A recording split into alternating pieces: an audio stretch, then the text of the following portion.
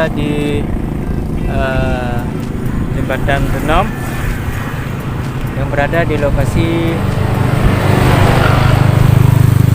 Pinasan. Jadi pada hari ini kita sedang melakukan kegiatan pembuatan video klip lagu yang ketiga, lagu yang berjudul Tutup. Nah, semoga pada hari ini kita berikan kelancaran ya.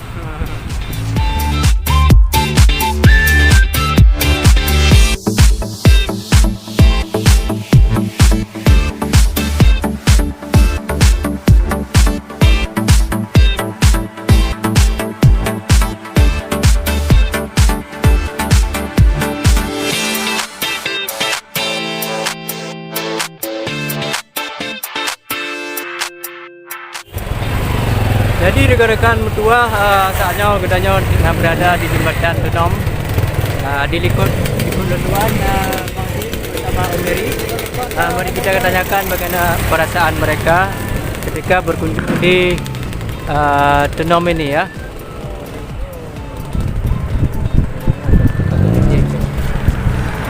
Jadi ngok kiban keadaan apa kan perasaan drone kadruk kena dekat jembatan terviralnya.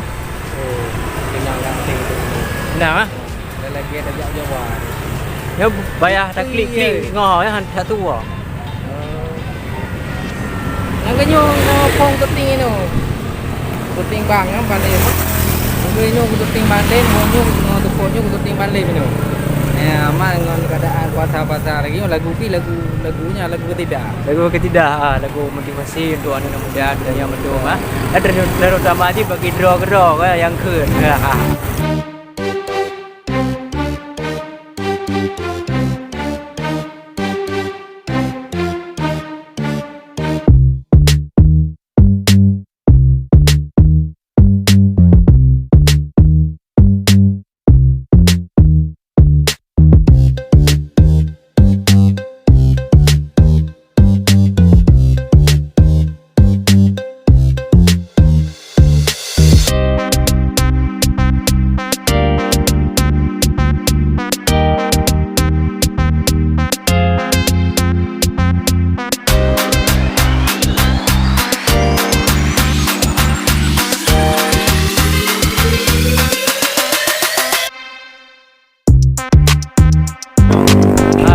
Sebagai kamera, kameramen.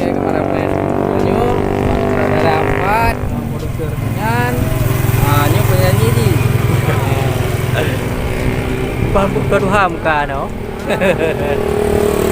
Yang bayar berarti gaya muka. Suasana di dalam keadaan mendung cit, guys. Jadi bagi para yang jo dah berkunjung ke Nobo, mudah-mudahan banyaknya nyo kerja tajak wang kamu.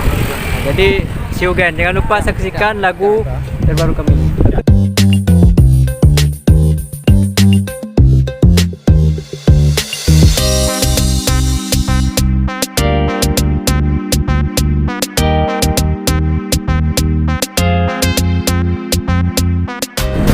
Aja TV semangat. Kalau kedua semangat.